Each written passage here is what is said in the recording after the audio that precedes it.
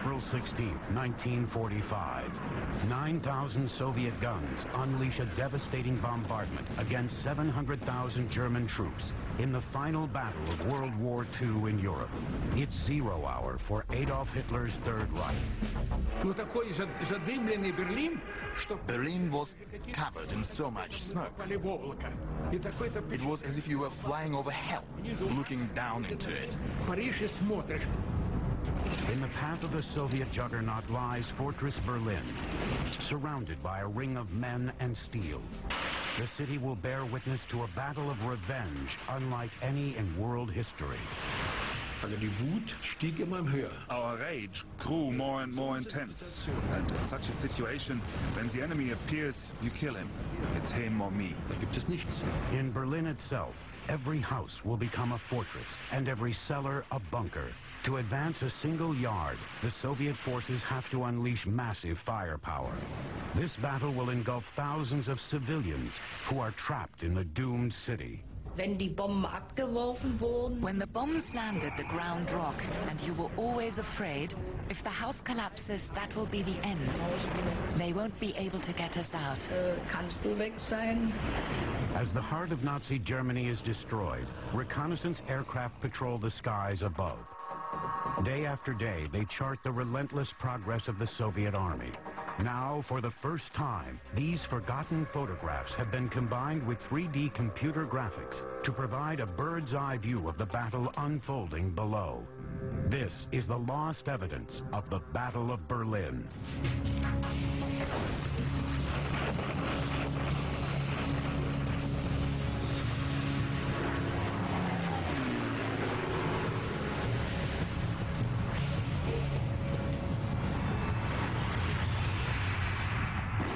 April 16, 1945.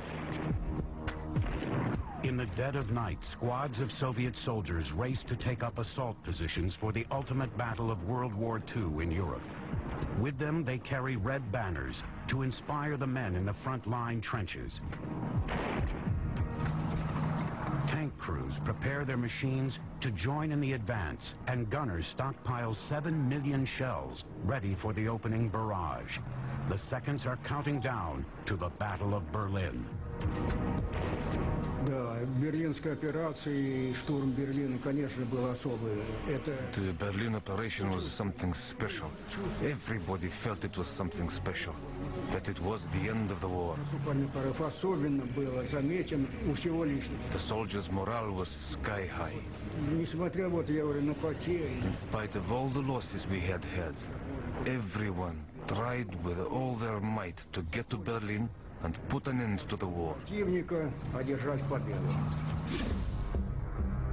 In the east, the Red Army has smashed through the German line in Russia and driven clear across Poland to the river Neisse and the river Oder. In the west, the Allied forces led by General Eisenhower have crossed the Rhine, and leading American units have reached the river Elbe, barely 50 miles from Berlin. The honor of taking the city could go to either side. But at the Yalta Conference in February, it had been decided that Berlin would fall in the Soviet zone of occupation. Now Stalin makes doubly sure that the prize will be his. Stalin is absolutely convinced that he must control Berlin, and that once he controls Berlin, he will be controlling the center of post-war Europe. Now, Stalin doesn't want anyone else to know he wants Berlin. So Stalin tells Eisenhower Berlin is of no importance, and Eisenhower believes him. Not only does Eisenhower believe that Stalin doesn't want Berlin, but Stalin convinced Eisenhower that Eisenhower doesn't want Berlin either. While the Allies deal with the last pockets of resistance in the West and build up supplies for an advance into southern Germany, Stalin prepares for the decisive battle for Berlin. 2.5 million men, 6,500 armored vehicles, and 42,000 guns and mortars have been assembled facing Berlin's outer defenses along the Oder-Neisse River line. The Soviet Union's best battlefield commander, Marshal Georgy Zhukov, has been given command of the army group nearest Berlin, the 1st Belarusian Front.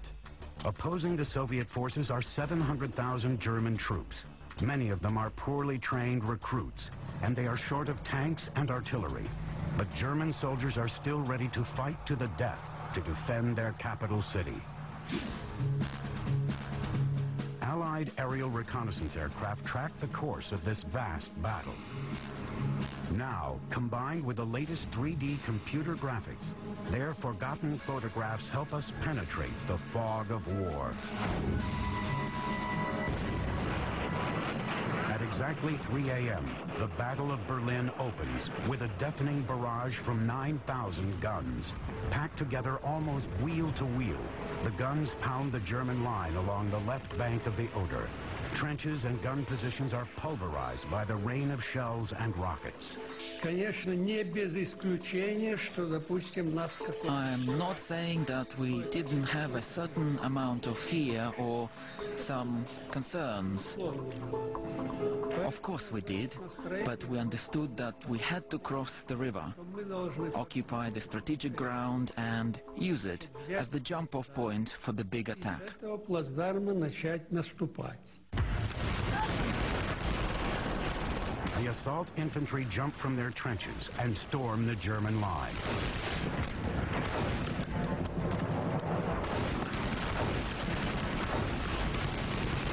On Zhukov's orders, 143 searchlights have been brought to the front. They are switched on to illuminate the ground for the attacking Soviet troops. But the plan goes disastrously wrong. They switched on the searchlights 300 to 400 yards behind our line. But such a thick cloud of dust and smoke had risen into the air over the German positions that the beams just couldn't penetrate it. Reflected off the wall of smoke, the searchlight beams blind the Red Army soldiers. Silhouetted against the light, they are sitting ducks for German gunners above them. Перед нашими были минные поля. In front of us there were minefields. The enemy fire was murderously heavy and really accurate. The Germans had prepared their defenses very carefully. It is not surprising they managed to hold us off. When dawn breaks, the German line is still holding. Противник оказывал упорный. The enemy was putting up fierce resistance, shelling and bombarding us with all kinds of weapons, small arms, artillery and mortars, and they were even dropping bombs from aircraft. Zhukov's offensive is going nowhere. But 55 miles south, the second phase of Operation Berlin is launched. Along a 250-mile stretch of the River Nysa, Marshal Ivan Konyev's first Ukrainian front begins its own attack with another massive barrage. From 150 jump-off points, Konyev's infantry rushes across the river in anything that floats. In just 20 minutes, they carve out a bridgehead on the west bank, and engineers start to build bridges across the river. When the bridges are ready, Konyev's tanks storm across. In spite of savage German counterattacks, they manage to advance 8 miles. But to the north, Zhukov's attack is still bogged down. The main German defensive line blocking the road into Berlin runs along the crest of the Zeylau Heights, a steep 160-foot-high ridge. Зейловские высоты — это был второй эшелон. The Zilov Heights was the main line of German defense, and it was a very strong position for the Germans. Очень выгодные позиции. С холмист. It was very steep, broken ground, covered with forests and crossed by ravines and rivers. Речушками. За каждым. And beyond each ravine, they had concealed a very heavily armed, fortified position. Мощная огневая позиция. Attack after attack on the heights is beaten back with heavy losses. At 3 p.m., Stalin tells Zhukov of Konyev's successful river crossing. Enraged by the failure of his own plan and the chance that Konyev will beat him to Berlin, Zhukov orders forward 2 tank armies to break the deadlock. But the result is chaos. почва была раскисшей. The tanks tried to climb the Zelov heights, but the slope was 45 degrees. They couldn't get further than 5 or 10 yards before the trucks lost their grip and the tanks slid back down. Zhukov's tanks charge across the Oderbruch, the swamp in the bend of the river Oder, churn it up so that the artillery in particular have difficulty advancing. So in order desperately to try to stick to the timetable imposed by Stalin, Zhukov screws up his own front. By the end of day one, the German defenders have suffered terrible losses from a barrage of more than 1 million shells and rockets. Every minute they can hold Zhukov's armies on the Oder spares the capital city of the Third Reich from becoming a kill zone.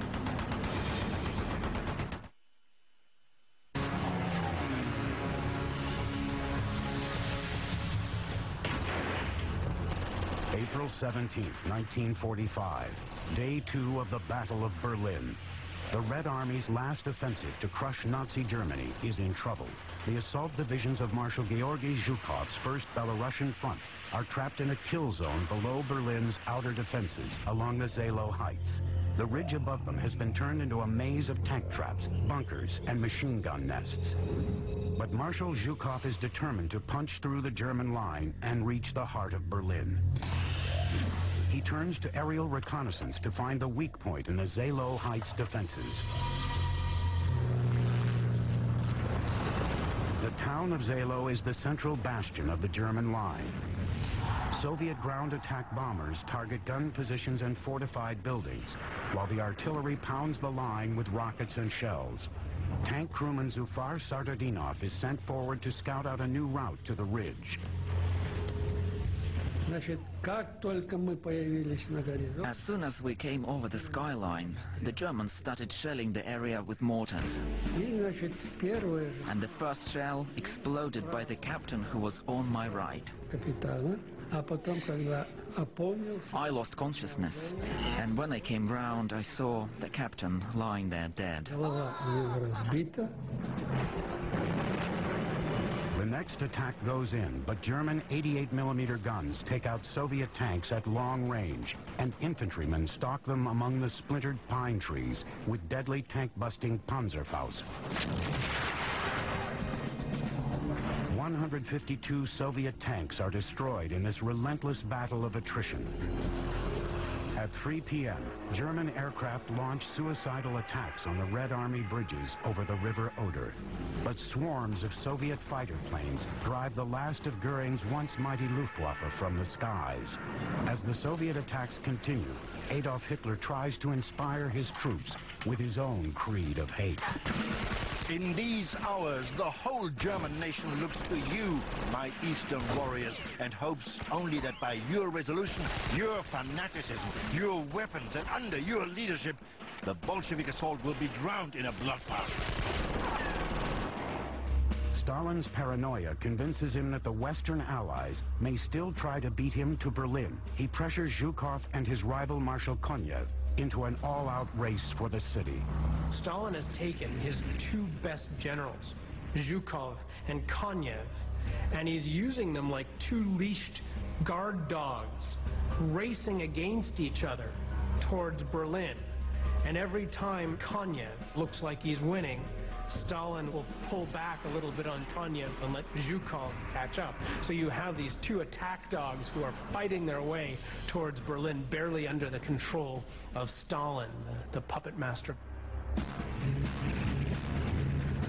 50 miles south of the Zelo Heights, Konyev's tanks are pushing forward.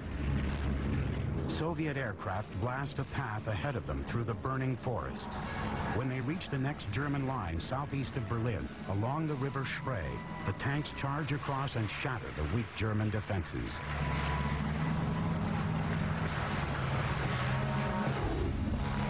At midnight, Konyev orders his armies to bypass any pockets of resistance and head north toward Berlin and northwest to cut the roads leading out of the city.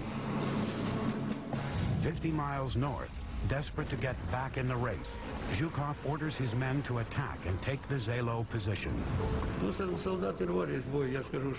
Our soldiers were very eager to fight.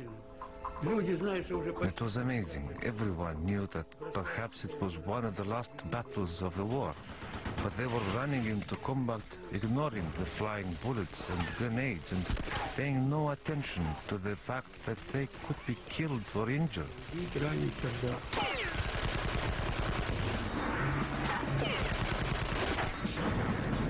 By 6:45 p.m., the Germans have had enough. Whole divisions begin to disintegrate, and the survivors are driven back into Berlin and the forests south of the city. Zhukov finally has the open road to Berlin that he has been demanding for 4 days. His armies are 37 miles from the city center, but the carnage has been terrible. At Zelo Heights, the Soviets lose something like 30,000, while the Germans lose 10,000. And for an army that is fundamentally defeated, that's very good work by the Germans. The race is on between Zhukov and Konev. While Konev's men close on Berlin from the south, Zhukov orders his armies to strike in from the east and encircle the city from the north. At 10 a.m. that morning, bombs rain down on the city from the last Allied 1,000-bomber raid. The first air raid siren signaled bombers approaching. It was a long, steady note. Then came the rising and falling wail, which you would never forget for the rest of your life.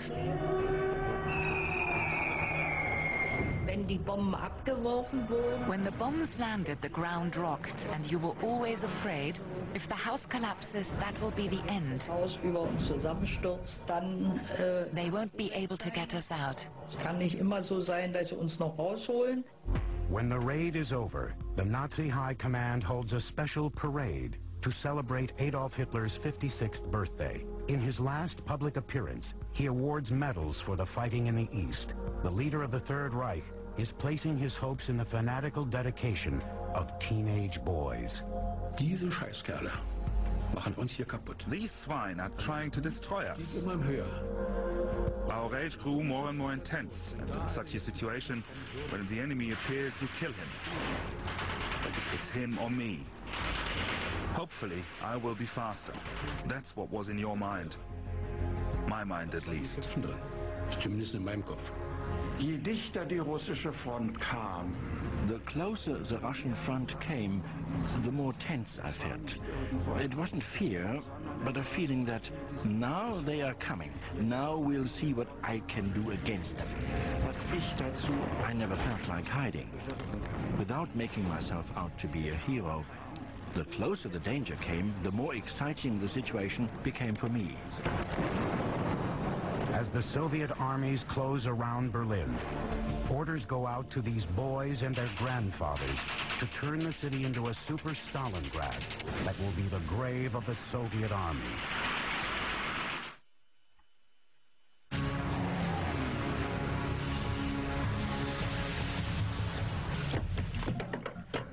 April 21st, 1945. In the Berlin suburb of Marzahn, Soviet artillerymen prepare to fire an historic barrage. Shells are painted with slogans like, "For Stalingrad," and "For the Laus Goebbels." At exactly 9:30 a.m., their guns crash into action. The shells fly 10 miles to smash down into the center of Berlin.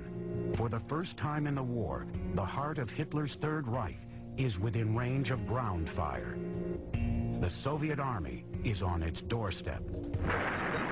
Kommt ja so plötzlich, man weiß es ja nicht, man sieht ja nicht. Shells came so suddenly, you couldn't hear them.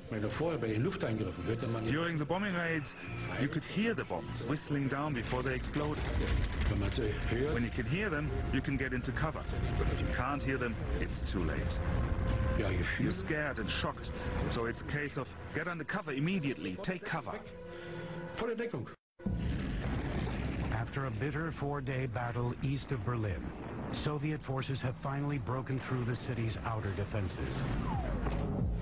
South of the city, Marshal Konyev's tank columns are approaching the Teltow Canal and the suburb of Potsdam. At the same time, Marshal Zhukov's forces are striking past the city to the north and pushing into the eastern suburbs. Only 6 weeks earlier, Hitler had ordered an extensive network of defenses to be built in the city. Soviet troops are to be held up by minefields and trench systems and channeled into killing zones.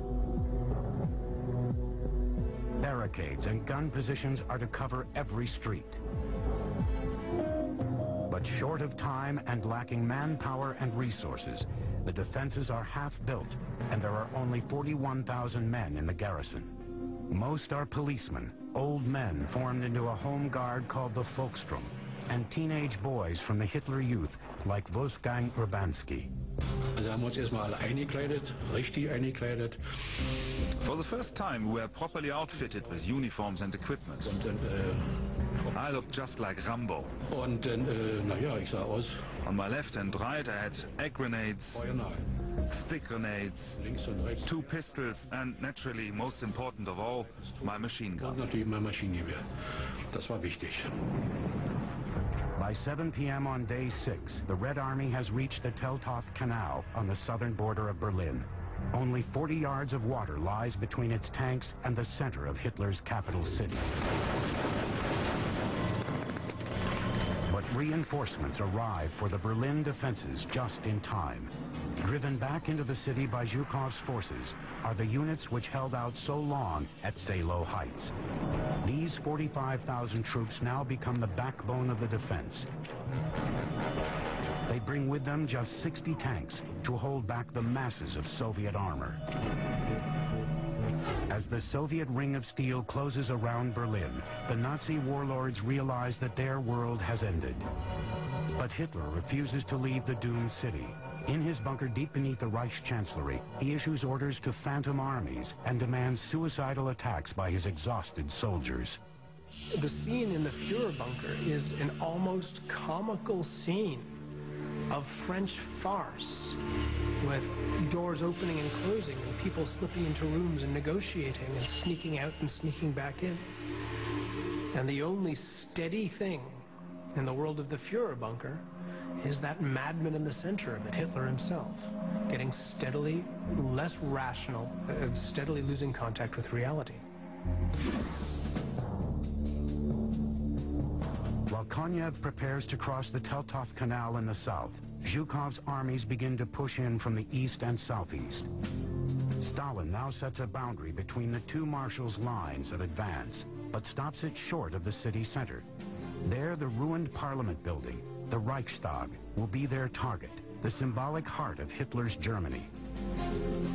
Both marshals are determined that their troops will be the ones to plant the red flag on its roof.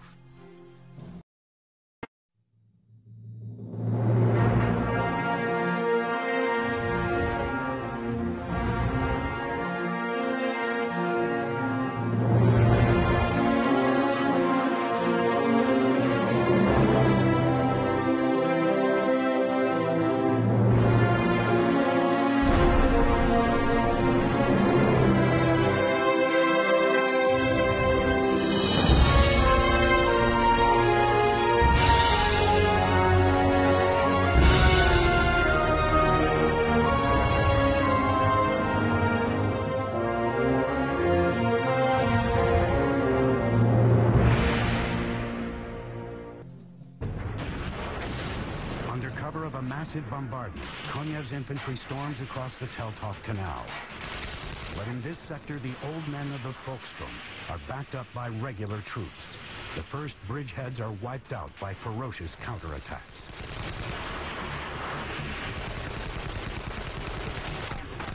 By midday, Konyev's tanks are fighting their way through the maze of buildings on the north bank.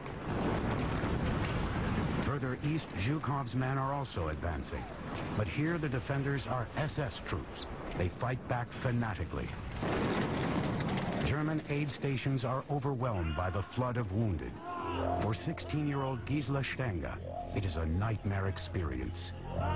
war natürlich keine ausgebildete Krankenschwester. Of course, I wasn't a trained nurse. Und hielt mal einen Arm oder ein Bein. But I ran around and helped to hold an arm or leg that was being put in plaster or amputated. Runter und dann sagte man mir, the blood was running down the stairs, and I was told to get a cloth to wipe it up, so that no one would see it. Diese Situation hat mich natürlich... Naturally, it all affected me very deeply. Gegangen bin, dann habe ich also wieder... I hadn't always bothered before, but now when I went to sleep at night, I started to pray again. Vorher auch nicht immer gemacht hatte.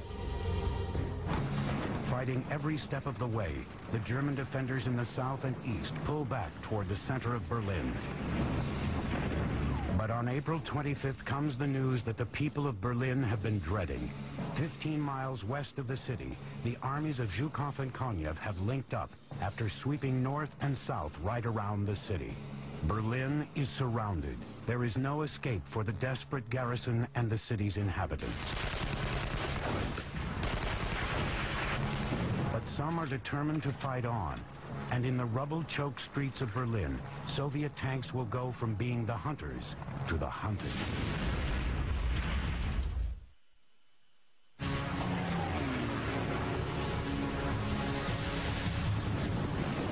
April 26, 1945, day 10 of the Battle of Berlin. The capital city of Nazi Germany has been completely surrounded by the Red Army. The final Soviet drive to crush the city is about to begin. But first, troops from Marshal Ivan Konev's army group head for Torgau, 75 miles southwest of the river Elbe. There they come face to face with advancing units of the U.S. First Army. Both sides celebrate the fact that the Third Reich has been cut in two. But for the Soviet High Command, the link-up means more than just the final days of the Third Reich. Soviet troops spread north along the Elbe, facing the Americans, and block the way to Berlin.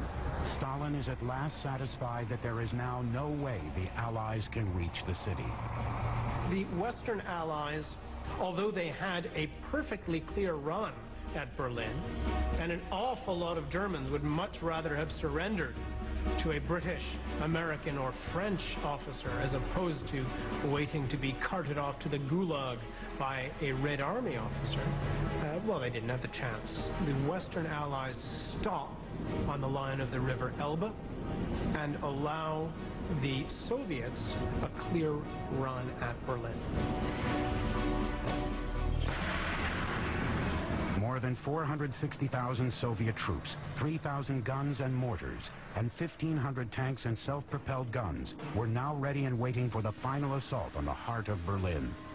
And in the sky overhead, Soviet reconnaissance aircraft play a vital role in charting their army's progress toward the heart of the city. We would look at a map and would say, this territory is already ours.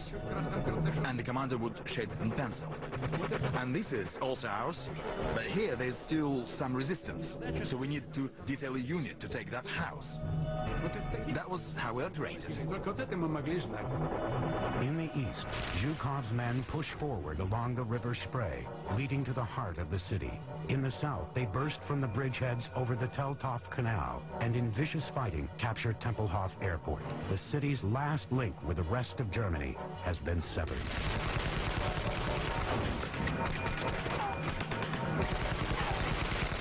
The German defenders break up into small groups as they are driven back to the central defense zone.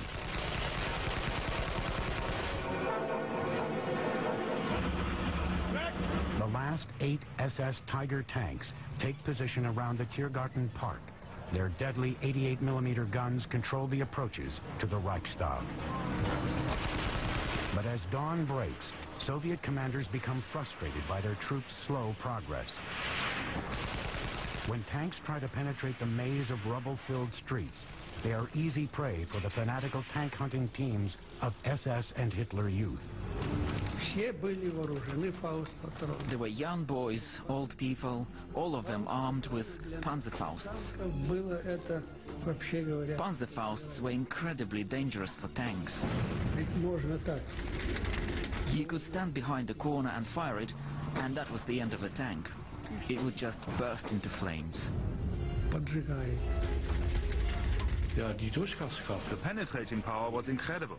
Die Panzerfaust schweißt ja The Panzerfaust just sliced through everything. relativ treffsicher. And it was relatively accurate and so simple that anyone could use it. Jeder bedienen. It was guaranteed to punch through iron and steel and explode inside. Explodiert denn innen drin, ne? In command of the force pushing north toward the Reichstag is General Vasily Chuikov, defender of Stalingrad. He now orders his troops to adopt the street-fighting tactics developed in that terrible battle. Вы понимаете, какое напряжение боя? You can imagine how intense the fighting was for the city. We could only advance through the streets, and everywhere there were side streets, alleyways and subways. There was no unified front. Each objective had to be attacked separately. This is where the experience of the Stalingrad assault units was so useful. Штурмовых групп Сталинград. В середине улицы танки шли. The tanks were in the center of the street. The self-propelled guns were on the pavement and they directed their fire at strong points. А пехота след. And behind us followed the infantry covering the basements. Подвалы.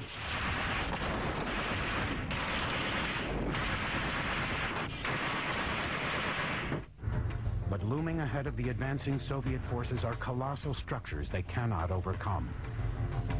In the west, north, and east of the city are 3 impregnable anti-aircraft towers built to take on Allied bomber attacks. They decimate the advancing Soviet tanks. Оказалось, что в 1 километре или 1,5 километра. They were steel reinforced concrete towers 6 stories high with heavy anti-aircraft guns on the roof. На крыше зенитная батарея. Our 203mm howitzers fired at them, but their shells made no impression. Нашего корпуса. Вот, не пробивали. Ну, стреляли. They were really powerful fortresses. We could fire as much as we wanted, but it was like shooting pellets at an elephant. With no way of destroying the flak towers, Soviet troops have to bypass them and endure their fire. As the Soviet advance continues, German civilians take refuge in the cellars. But following on behind the well-disciplined front line, Soviet troops are men who care nothing for the rules of war. We received telephone calls from the nurses in another hospital who were in tears as they described how they had been raped by Russian soldiers. And naturally, we were terrified that the same thing would happen to us. By 5 p.m., 2 forces are closing in on the center of Berlin, the last defense area known as the Citadel. In the south, General Chuikov's troops reach the Landwehr Canal, only 2 miles from the Reichschancellery and Hitler's bunker. From the north, the 3rd Shock Army heads for the bridges over the River Spree and lead to the Reichstag. The defenders of Berlin have now been driven back into an area just 2 miles wide and 7 miles long. But in this last bastion are some of the city's most fanatical defenders. Tough veteran SS men are joined by teenage boys of the Hitler Youth. I believed that using all our strength, we could still achieve something against the Russians. All my motivation, resistance, and courage would have been taken away if I hadn't believed that we could still defeat them.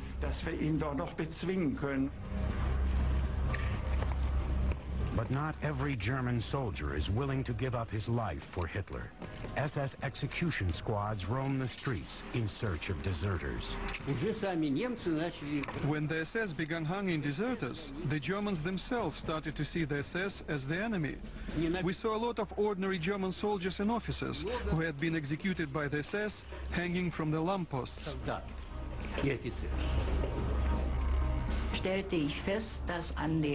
I was shocked to see that soldiers were hanging from the trees. They had had a sign put around their necks saying, "I was too cowardly to defend my country. damit auch. And then they had been hanged. Also zuerst war ich wahnsinnig erschrocken. I was absolutely horrified. It was such an awful sight that I walked on looking only at the ground.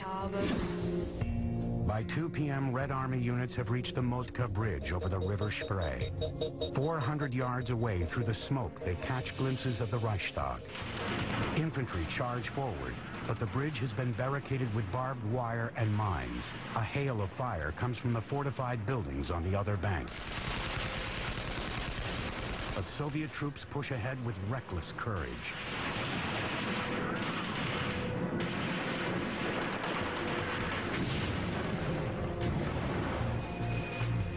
While his troops are fighting and dying in the ruins above him, Adolf Hitler goes through the motions of appointing a successor and dictating his will.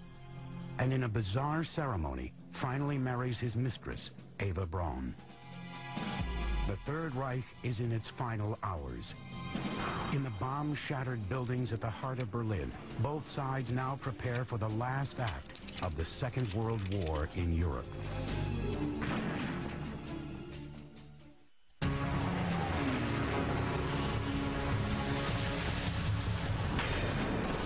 April 29, 1945. After 13 days of bitter fighting, the battle for Berlin is coming to a climax. From all sides, the Red Army is closing in on the city center.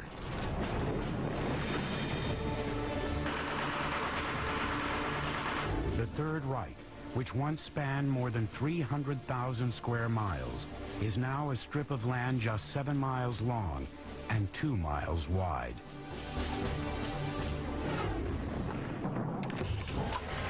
The men of the Soviet Third Shock Army prepare to advance the last few hundred yards to the Reichstag, symbolic heart of Hitler's Germany.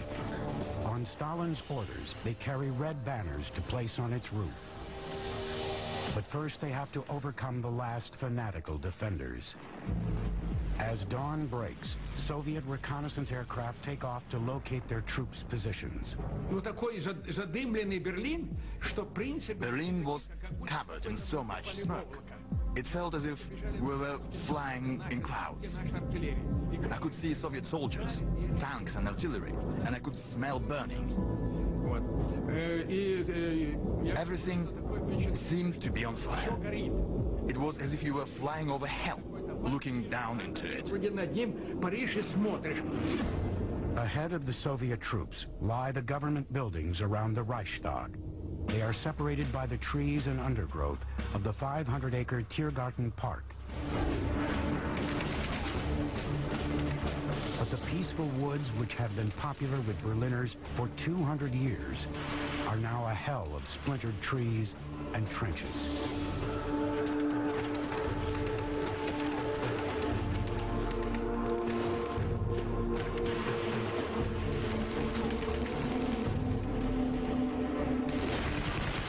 The first obstacle to their advance is the heavily fortified Ministry of the Interior. Soviet soldiers call it Himmler's house. Under a storm of fire, they batter their way through the entrance and begin a desperate hand-to-hand fight from room to room.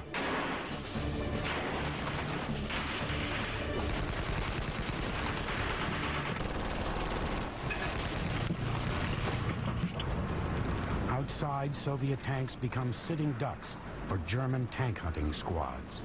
Mein Nachbar, der eine Panzerfaust hatte, hat sich entstellt. The man next to me who had a Panzerfaust took up position on a pile of rubble, and I lay beside him. As the tank came in sight at a distance of about 10 yards, he fired. We heard the screams of the crew who must have been on fire. The tank commander struggled to open his hatch, and when he emerged, 5 of us fired our rifles and he slumped forward. That was the only shot I fired at another man in the war. The chaotic battle for Himmler's house goes on all night. Driven on by their commander's desire to see the red flag wave over the Reichstag in time for the May Day celebrations in Moscow, Soviet units suffer horrendous casualties. When Himmler's house finally falls, the assault troops try to storm the Reichstag. But on the open ground, they come under fire from the heavy guns in one of the bypassed flak towers.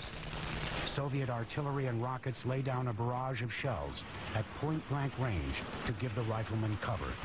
Es war mörderisch, denn zwischendurch... It was hell, because the Red Army was so close that its artillery could easily reach the Königsplatz, the Tiergarten and the Reichstag. Auch den Reichstag erreichte.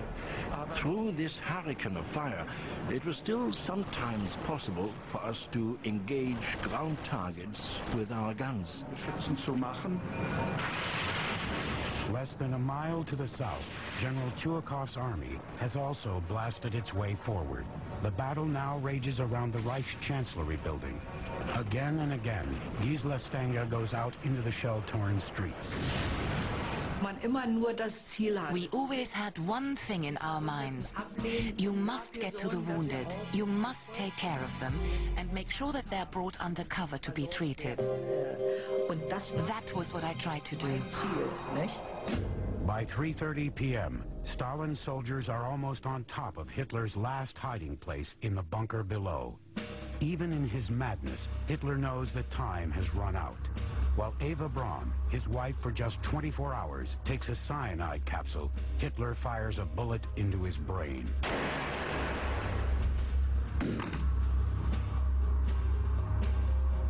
With no idea their leader is dead, the garrison of SS men and Hitler Youth in the Reichstag fight on. But at 6 p.m., Soviet assault troops at last reach the building. I could see those huge pillars and then the dome, which was half destroyed, smashed in by shells. There was still fighting going on. And when we were overhead, we could see flashes of light from the grenades bursting inside. Murderous hand-to-hand erupts as men stalk each other through the burning, smoke-filled rooms. The battle is decided with submachine guns, grenades, and even knives.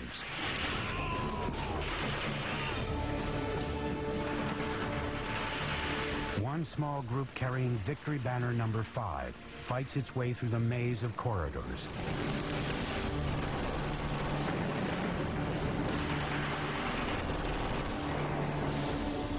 Breaking out into the shell-torn roof, they plant their flag at the base of a statue. Days later, the flag raising is reenacted for the cameras. Across the city, small bands of German soldiers carry on the hopeless fight. But then the news of Hitler's death explodes like a bombshell. Dass Hitler sich mit einer Frau jetzt eingelassen hat. That Hitler would take a wife, that he would then commit suicide, well and truly brought to an end my entire belief in the Third Reich. Dieses Dritten Reiches, denn I had sincerely believed in final victory, right up to the last second, however crazy that might sound. Klingen mag. With Hitler gone, senior German officers now make contact with the Soviet forces to try to negotiate an armistice. But they are told to surrender unconditionally, or the Red Army's attacks will turn Berlin to dust. At 6 a.m. on the morning of May 2nd, the garrison of Berlin surrenders, and the order goes out to German forces everywhere to lay down their arms. Радость. It was incredible. We just couldn't believe it. We fired our machine guns into the air, and in the great old Russian tradition, we all drank a glass of vodka and ate and celebrated. И радовались. Когда 2 числа When the surrender was declared on May the 2nd, there was a huge commotion on the airfield. We all cheered. We fired our guns into the air, and then I ran to my aircraft and fired off all the ammunition in my machine gun. But then I was punished for using up all my ammunition, because though we thought it was all over, we still had to fly another mission. 6 days later, official surrender ceremonies take place in both East and West. The Second World War in Europe is over. Hitler's 1,000-year Reich has been completely destroyed. For the German people who followed Hitler into the abyss, the world has come to an end. It didn't seem possible for the whole tragedy of the war to end like that. If there had been an armistice, I would have said, okay, it was an honorable defeat. But to be crushed so completely, we just couldn't accept it. We felt crushed in the truest sense of the word. After 6 years of the most terrible war in history, Europe is in ruins. Millions have died, and millions more are homeless refugees. Tragically, the freedom destroyed by Adolf Hitler is not fully restored to Eastern Europe for another 45 years. But the sacrifice of so many lives has not been in vain.